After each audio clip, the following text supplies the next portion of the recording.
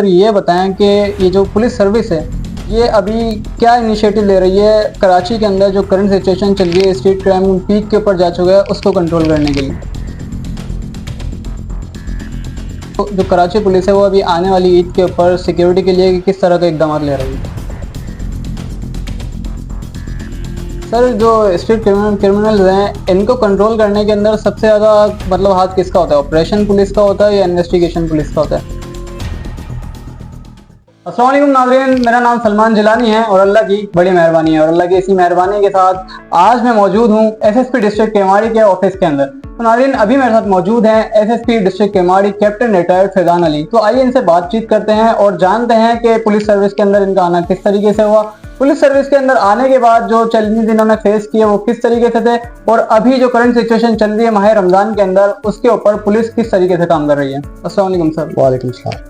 Sir पहले तो मैं आपसे ये जानना चाहूँगा कि आप पुलिस सर्विस के अंदर किस तरीके से, आपका खुद का शौक था या फिर पेरेंट्स की तरफ से कहा गया या कोई और ख्वाहिश थी? देखिए, इससे पहले 2007 में मैं पाकिस्तान मिलिट्री अकेडमी गया था कमीशन करने के बाद, वहाँ पे ट्रेनिंग करने के बाद 2009 में पास आउट होके आर्मी ज्वाइन की और डिफरेंट स्टेशंस पे हमने जो है वो नौकरी की।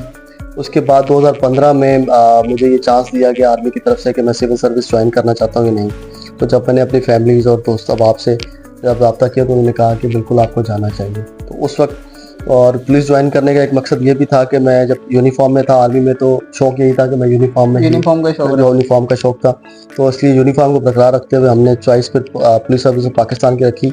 अल्लाह ने करम किया कि हमारी इंडक्शन हो गई और तकरीबन अभी 10 साल होने वाले हैं कि मैं पुलिस में सर्व कर रहा हूँ। गिलगित बल्तिस्तान के बाद उसके बाद से मैं तकरीबन 5 साल हो गए अभी मैं कराची में और सिंध में काफ़ी जगहों पे जो है वो पोस्टिंग रही है और अच्छी अल्हम्दुलिल्लाह बड़ा खुश हूँ और अल्लाह ताला का बड़ा करम है, अच्छा एक हमारा कैरियर चल रहा है।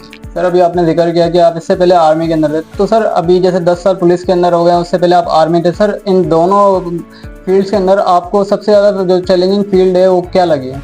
देखिए, चैलेंजेस में देखिए दोनों आर्मी का और पुलिस का अगर आप दोनों की मैंडेट को या दोनों के जो टास्किंग है उसको देखेंगे तो ऑल टुगेदर बड़ा डिफरेंट है और इन दोनों को आपस में कंपेयर करना वैसे बनता भी नहीं है। क्योंकि जब हम आर्मी में थे तो एक लिमिटेड यूनिट्स के अंदर होते थे, हमारा एक काम होता था जो यूनिट्स के अंदर का होता था, कोई पब्लिक डीलिंग नहीं होती थी, किस तरह के मसले मसाइल नहीं होते थे, तो एक बिल्कुल बड़ा एक स्टेट फॉरवर्ड आप कह लें काम होता था। लेकिन जब आप पुलिस में आए हैं तो आपका सारा दिन जो है वो पब्लिक के साथ इंटरेक्शन है, पब्लिक के इश्यूज़ होते हैं सारा दिन और भी बड़े लॉ एंड ऑर्डर के मसले मसाइल होते हैं। तो आप चैलेंजिंग की बात करेंगे तो अगर आप पब्लिक से रिलेटेड चैलेंजेस की बात करेंगे सोसाइटी से तो फिर पुलिस की नौकरी टफ है। लेकिन अगर आप आर्मी में जाएं और उस वक्त कोई जंग का टाइम हो और बॉर्डर पे हो तो वो एक डिफरेंट चैलेंज बन जाता है। लेकिन मैं समझता हूँ कि पुलिस की नौकरी डे टू डे बहुत ज़्यादा डिफ़िकल्ट है as compare to army. Sir अभी जैसा आपने कहा कि पुलिस की नौकरी डिफ़िकल्ट है, सर ये बताएं कि ये जो पुलिस सर्विस है ये अभी क्या इनिशिएटिव ले रही है कराची के अंदर जो करंट सिचुएशन चल रही है, स्ट्रीट क्राइम पीक के ऊपर जा चुका है, उसको कंट्रोल करने के लिए? देखिए, पीक पे तो नहीं है और अल्हम्दुलिल्लाह जो हमारी कमांड है वो चीज़ों को देख भी रही है। और रमज़ान में आपको पता है रमज़ान का वो टाइम होता है कि कराची में क्राइम बढ़ता ज़रूर है, लेकिन ये है कि इस तरह नहीं कि आप कह लें कि बिल्कुल आउट ऑफ कंट्रोल हो जाता है। अभी जो हमारी स्ट्रेटजी जो पूरे कराची में सबने अपनी अपनी स्ट्रेटजी जो हमारी कमांड ने हमें बताई उसके मुताबिक की कि थोड़े अग्रेसिव पुलिसिंग हम कर रहे हैं। अपनी शाहीन फोर्स के स्क्वाड्स को हमने जो अगर हम 30-40 मोटरसाइकिल पे चल रहे थे उसको बढ़ा के हमने डबल किया है। और जो टाइमिंग्स हैं आपको पता है मगरिब के बाद की जो टाइमिंग है रात को वो उसके ऊपर हमने ज़्यादा काम किया है कि हमारी शाहीन फोर्स मैक्सिमम मगरिब के बाद से लेकर सुबह सहरी के टाइम तक 3-4 बजे तक इलाके में अवेलेबल रहें, गश्त करते रहें। एक्चुअली जो देखें रीज़न इसका क्या होता है, क्राइम क्यों बढ़ जाता है, क्योंकि रमज़ान के दिनों में एक तो एक्टिविटी सुबह सहरी तक चलती रहती है, ठीक है। सर्दियों के दिनों में क्या होता है, सर्दियों के दिनों में रोज़ ज़्यादा रात 11-12 बजे के बाद सो जाते हैं। लेकिन रमज़ान में एक्टिविटी सुबह 4 बजे पास चलती रहती है, होटल्स खुले रहते हैं, बाहर होटलों पे कुर्सियाँ लगी होती हैं, लोग आते हैं बैठते हैं और फिर यही मौका जो है वो क्रिमिनल्स को भी मिलता है, स्ट्रीट क्रिमिनल्स को, वो आके लोगों को मिलते हैं। तो बेसिकली एग्रेसिव पुलिसिंग के साथ साथ एक्सेसिव पेट्रोलिंग के साथ साथ ये जो होटल्स वगैरह खुले होते हैं इन पे चेक एंड बैलेंस, और अभी रमज़ान का महीना है, तनख्वाहें आनी है और पैसों की रेल फेल बहुत होगी बैंकों से, तो बैंकों पे ज़्यादा फोकस रखना। तो अगर इस चीज़ों पे हम नज़र रखें तो मैं समझता हूँ कि ऐसे बड़े किसी वाक़े से हम बच जाएंगे। सर आपकी जो पोस्ट है एसएसपी की, सर अगर मैं किसी एक स्टेशन हाउस ऑफिसर से मैं पूछता हूँ कि उसको क्या चैलेंजेस फेस आ रहे हैं, तो वो बताता है कि नफरी कम है थाने के अंदर और जो आला अफसरान है उनका प्रेशर होता है, जो मातहत हैं वो बात नहीं मानते। सर तो सर आपकी जो पोस्ट है एसएसपी की, इसके अंदर इस तरह के चैलेंजेस अगर आप फेस कर रहे हैं तो वो तुम थोड़ा बताएं। देखिए जो हमारी हमेशा से ये कोशिश रहती है कि जो भी हमारे पास नफरी है, कैपेसिटी, जो भी हमारे पास रिसोर्सेज अवेलेबल हैं, मैक्सिमम उनको जो है हम जो है वो थानों में ही शिफ्ट करें, क्योंकि हमें पता है सारा काम जो है वो थाने लेवल से होता है। थाना हमारा मेन यूनिट है। तो हमारे पास जो रिसोर्सेज, जो नफरी हमारे पास अवेलेबल है, नफरी को तो पूरे सिंध में जो है ना वो कमी है। अभी भर्तियां हो रही हैं, जब ये ट्रेनिंग करके वापस आएंगे तो तब कुछ हालात और बेहतर हो जाएंगे। लेकिन जो रिसोर्सेज अवेलेबल है हमारे ऑफिस में भी जितने अवेलेबल है, उनमें से हम बिल्कुल मिनिमम लेवल पर जाकर जितने वहाँ से हम पुल आउट कर सकते हैं, हम पुल आउट करके थानों को ही देते हैं, ठीक है, ताकि थाना जो है वो मैक्सिमम जो है ऑपरेट कर सके। कोशिश यही होती है, लेकिन क्या है, कैपेसिटी के रिसोर्सेज के इश्यूज हैं। इन्हीं के साथ पुलिस पहले भी काम करती आ रही है, अभी भी काम कर रही है।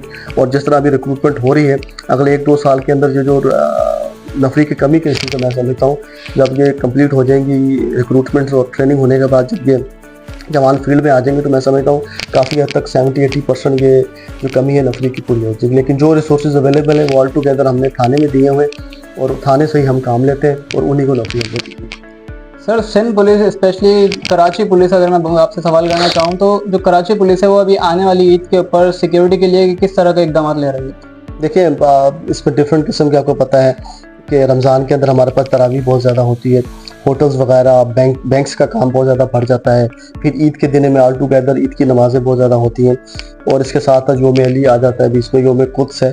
तो इसके साथ इन तमाम का जो है हमारी एक क्लास अभी पिछले वीक में मीटिंग हुई थी डीएसएलआई साहब के पास, इनके सब के प्लान हमारे निकल गए हैं, और हम वो प्लान जो हम यूटिलाइज करते हैं उसी को उसी तरह ही चलाएंगे, और कोशिश करेंगे ये जो दिन है खासकर योम अली, योम कुद्स, ये भी खैर खैरियत से निकल जाए। और तरावी की जो टाइमिंग्स हैं, तरावियों में भी किसी किस्म का कोई ऐसा वाक़या ना हो, सब कुछ खैर खैरियत से हो। और ज़्यादा फोकस हमारा रहता है बैंक्स के ऊपर और पेट्रोलिंग के ऊपर, तो कोई बड़े क्राइम या बड़ी कोई वारदात नहीं। सर जो स्ट्रीट क्रिमिनल्स हैं, इनको कंट्रोल करने के अंदर सबसे ज़्यादा मतलब हाथ किसका होता है? ऑपरेशन पुलिस का होता है या इन्वेस्टिगेशन पुलिस का होता है? लेकिन सर मैं मतलब इसके अंदर एक सवाल और ऐड करना चाहूँगा सर। मैं इसके अंदर ये भी है कि अभी जो सिंध पुलिस है वो टेक्नोलॉजीज किस तरह की यूज़ कर रही है इनको कंट्रोल करने के लिए? देखिए अगर आप स्ट्रीट क्रिमिनल्स को पकड़ने पे, प्रिवेंशन पे बात करते हैं, तो प्रिवेंशन तो ऑल टुगेदर ऑपरेशंस का काम है कि उन्होंने करना है। प्रिवेंशन में ये है कि जो पेट्रोलिंग करनी है, इलाके में घूमना है, फिरना है, स्ट्रीट क्रिमिनल्स को पकड़ना है, रिपीटेड ऑफेंडर्स को पकड़ना है, ज़्यादातर ऑपरेशंस पुलिस करती है। लेकिन इसमें इन्वेस्टिगेशन भी, जो केसेज हो जाते हैं, लड़के आइडेंटिफाई हो जाते हैं, तो ऑपरेशन पुलिस भी और इन्वेस्टिगेशन पुलिस भी साथ करती है। लेकिन ज़्यादा काम जो है एग्रेसिव पुलिसिंग का, प्रिवेंशन का, वो ऑपरेशन के ज़िम्मे में आता है। दूसरी आपने बात की क्या कहा था आपने, दूसरा सवाल क्या? टेक्नोलॉजीज का सर। टेक्नोलॉजी, देखिए टेक्नोलॉजी में ज़्यादातर हमारे पास जो भी अवेलेबल है, ये तो हम ज़्यादातर जो मोबाइल के रिलेटेड जो चीज़ें हैं, CDRs हैं, लोकेशंस हैं, फिर हमारे पास जो फेस रिकग्निशंस के सॉफ्टवेयर्स हैं, CCTV कैमरास हैं, ये सारी चीज़ों का इस्तेमाल करते हैं। और CCTV से जो हमें फुटेजेस मिलती है उसको ना सिर्फ लोकल इंटेलिजेंस के थ्रू, उससे भी हम उनको कंफर्म करते हैं, आइडेंटिफाई करते हैं। बाकी हमारे पास जो हमारा क्रिमिनल रिकॉर्ड है उससे, फिर हमारे पास तलाश ऐप है उससे आइडेंटिफाई करते हैं, और फिर जो फेस रिकग्निशन का सॉफ्टवेयर है उसके थ्रू ये सारी चीज़ें हम उसको इस्तेमाल करते हैं किसी को भी आइडेंटिफाई करके फर्दर अरेस्ट करने के लिए। सर हम कहीं घूमने जाते हैं हम लोग, तो हमारा एक अच्छे एक्सपीरियंसेस रहते हैं। सर अभी माशाल्लाह आप उम्रा करके आए, तो सर उसके बारे में अगर कुछ बताएं, कुछ मेमोरेबल मोमेंट्स हो, कोई आपका अच्छा सा एक्सपीरियंस हो, तो वो अगर आप शेयर करें।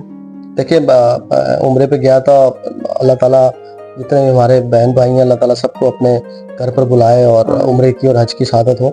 ये एक ऐसी जगह है जिसकी फीलिंग्स को मैं समझता हूँ डिस्क्राइब करना बड़ा मुश्किल है। मैं समझता हूँ कि इसको मैं अगर सिंपल कहूँ कि वहाँ जाकर जो सुकून किसी को मिलता है वो शायद कहीं और जगह पे नहीं मिलता। और मैं रमज़ान में पहली दफ़ा गया था, और रमज़ान में जब वहाँ पे तरावी हमने पढ़ी, तो मैं समझता हूँ कि उस तरह की तरावी पहले ज़िंदगी में मैंने एक्सपीरियंस नहीं की। और दुआ करेंगे अल्लाह ताला सबको लेकर जाए वहाँ पे, और सब अल्लाह ताला घर देखें, अपनी इबादत करें।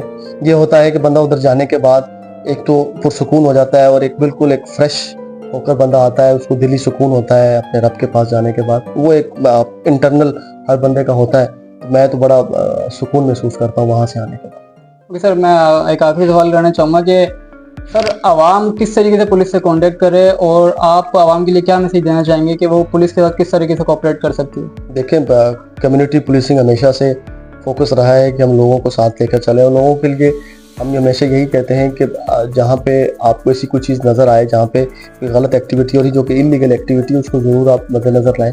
आप SHO को बताएँ, SHO को बता दें, 15 पे आप बता सकते हैं। मेरी ऑफ़िस हमेशा खुली होती है, आप किसी टाइम मेरे पास भी कोई कंप्लेंट आ सकता है, तो उसको आइडेंटिफ़ाई ज़रूर करें, ठीक है? और हम आपको लाज़िम बात है, आप आइडेंटिफ़ाई करेंगे तो हम आपको आपकी सीक्रेसी को भी हम महफूज़ रखेंगे।